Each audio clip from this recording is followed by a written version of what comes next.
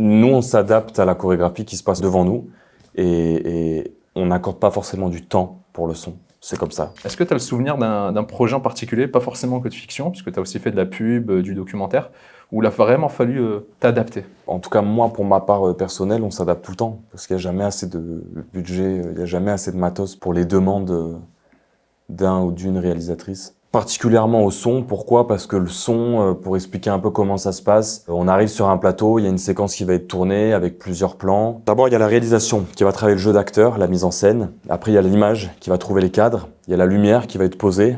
Et nous, au son, en fait, on a, dans ce département-là, on est très autonome, on travaille à côté, en général on nous fait confiance et nous on doit tout simplement trouver un peu l'espace quand les choses sont prêtes parce qu'on peut pas travailler avant, parce qu'on a besoin de voir un cadre, on a besoin de savoir où est la lumière pour pouvoir placer ses micros, savoir où est-ce qu'on va se mettre, savoir qu'est-ce qu'il faut faire tout simplement. Et c'est vrai que nous en fait pendant que tout s'installe devant nous, on essaie d'avancer le plus possible et le moment où eux sont prêts, faut qu'on soit prêt.